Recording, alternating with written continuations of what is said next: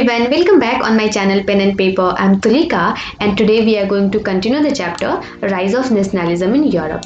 Guys, this is lecture number 5. तो बाकी के 4 लेक्चर्स भी आपको प्लेलिस्ट में मिल जाएंगे या फिर मैं आपके सुविधा के लिए उसको डिस्क्रिप्शन में भी लिंक डाल दूंगी. Right, so let us begin our class. तो आज की क्लास स्टार्ट करने से पहले मैं आपको थोड़ा सा लास्ट लेक्चर रिकॉल करा देती हूँ. देखो, लास्ट लेक्चर में हमने देखा था कि किस तरीके से रिवॉल्यूशनरीज जो है वो सामने आए थे, सीक्रेट सोसाइटीज बनाने लग गए थे and one of them was Giuseppe Mazzini. ठीक है, उनके बारे में हमने थोड़ी बहुत बातें करी थी. अब आज हम लोग एज ऑफ रिवॉल्यूशंस की बातें करेंगे जो कि है 1830 से 1845 के बीच की बातें. तो इस दौरान 2 तरह के रिवॉल्यूशंस हुए थे. पहला तो जुलाई रिवॉल्यूशन हुआ था एंड दूसरा ग्रीक रिवॉल्यूशन हुआ था. देखो, जुलाई रिवॉल्यूशन 2 जगह हुआ था. पहला तो फ्रांस में हुआ था, ठीक है, एंड दूसरा बेल्जियम में हुआ था. जो कि जुलाई में हुआ था, इस वजह से इसको हम लोग जुलाई रिवॉल्यूशन बोलते हैं. राइट, हुआ ये था कि आपको पता है कि ट्रीटी ऑफ वियना के बाद से फ्रांस में वापस से मोनार्की आ गई थी, बourbon किंग आ गया था. तो फ्रांस के लोगों ने कहा कि नहीं, हम लोगों को बourbon किंग के नीचे नहीं रहना है और उन्होंने सिंहासन से उसको हटा दिया एंड हटा करके कॉन्स्टिट्यूशनल मोनार्की वापस से ले आई थी. एंड दूसरी बात कि बेल्जियम ने कहा कि नहीं, हम लोग यूनाइटेड किंगडम ऑफ नीदरलैंड्स जो कि एम्पायर था उसके अंडर में नहीं रहेंगे और ये उससे अलग होकर के एक नया कंट्री बना लिया और आज के डेट पे बेल्जियम एक नया कंट्री है. राइट नाउ, ग्रीक रिवॉल्यूशन में क्या हुआ था? तो देखो, एक बहुत बड़ा एम्पायर था, आपको पता है, ऑटोमन एम्पायर. तो इस ऑटोमन एम्पायर से ग्रीक नाम का कंट्री जो है वो इंडिपेंडेंट हो गया. बट ऐसे अचानक से इंडिपेंडेंट नहीं हुआ, ये 15th सेंचुरी से ही कोशिश कर रहा था इंडिपेंडेंट होने के लिए.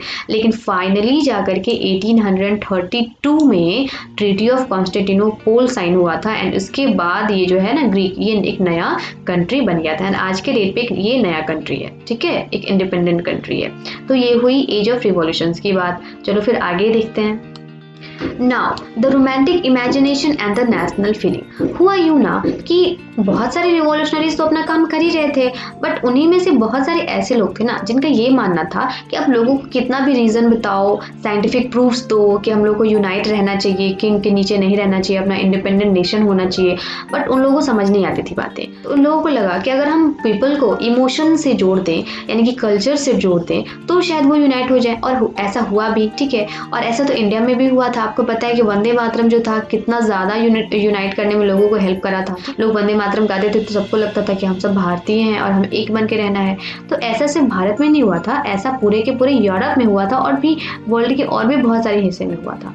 तो देखो यहाँ पे, a cultural movement which sought to develop a particular form of national sentiment, criticise the glorification of reason and science. इसको मतलब नहीं था इन सारे लोगों को कि भाई रीजन देना है या फिर साइंटिफिक प्रूफ से जोड़ना है, कनेक्ट करना है. इन लोगों को बस इमोशन से मतलब था कि लोगों को इमोशनली कनेक्ट करो, कल्चर के बेसिस पे, लैंग्वेज के बेसिस पे कनेक्ट करो. इस तरह के लोग जो है ना रोमांटिक इमेजिनेशन वाले लोग कहलाते थे. और इन्हीं में से एक का नाम आता है जो कि जर्मन फिलोसफर थे, जॉन गॉटफ्रायड हार्डर. इन्होंने जो है बहुत सारे तरह के कॉमन कल्चर को डेवलप कराया था कॉमन पीपल के बीच में. किस तरीके से डेवलप कराया था? तो फोक सॉन्ग्स गा करके, मतलब कल्चरल सॉन्ग्स गा करके और कल्चरल पोइट्री कर करके, या फिर डांसेस ऑर्गेनाइज करा करके, या बहुत सारे तरह के प्लेज ऑर्गेनाइज करा करके लोगों के सेंटिमेंट को जोड़ा था. ठीक है, एंड ये बहुत हद तक काम करा था. इंडिया में तो करा ही था, बट पूरे वर्ल्ड में भी अगर हम लोग बात करें ना, तो जहाँ जहाँ पे भी इन रोमांटिक इमेजिनेशन को अप्लाई करा गया था तो वो बहुत ज़्यादा हद तक सक्सेसफुल हुआ भी था. ठीक है, नाउ 1848 के बाद से यूरोप की स्थिति बहुत खराब होने वाली थी क्योंकि वहाँ पे हंगर काफ़ी ज़्यादा हद तक बढ़ गया था, हार्डशिप आ गया था, मतलब लोगों में जीने की भावनाएं जो है वो ख़त्म होने लग गई थी. बहुत संघर्ष करना पड़ रहा था लोगों को जीने के लिए एटलीस्ट भी, एंड उसकी वजह से बहुत सारे पॉपुलर रिवोल्ट्स भी हुए थे. देखो कहाँ कहाँ किस किस तरह की प्रॉब्लम्स थी. तो देखो, इन मोस्ट कंट्रीज, यानी कि यूरोप में जितने भी कंट्रीज थे उनमें से ज़्यादातर कंट्रीज में more seekers of jobs than employment, जितने एम्प्लॉयमेंट थे ना उससे कहीं ज़्यादा संख्या में लोग जो है जॉब ढूंढने के लिए रोड पे निकल जाते थे. जॉब्स तो था ही नहीं. Right, population from rural areas migrated to cities. जितने भी गांव में लोग रहते थे अब वो लोग सिटीज़ में जाके रहने लग गए. लेकिन सिटीज़ में तो जगह होती नहीं थी रहने के लिए, इसलिए उन लोग स्लम्स में रहते थे, यानी कि झोपड़ियों में रहते थे. और वो झोपड़ियाँ जो थी बहुत ज़्यादा ओवर क्राउडेड हुआ करती थी, बहुत ज़्यादा भीड़ होती थी वहाँ पे. जैसे हमारे यहाँ भी तो अभी मुंबई की यही हालत है ना. आगे देखो the rise of food prices और a year of bad harvest. देखो वहाँ पे बैड लक ये था ना कि वो साल था 1848 के आसपास का, वहाँ पे जो फसलें थी वो भी अच्छी नहीं हुई थी, इसलिए फूड प्राइसेस के दाम काफ़ी ज़्यादा बढ़ गए थे।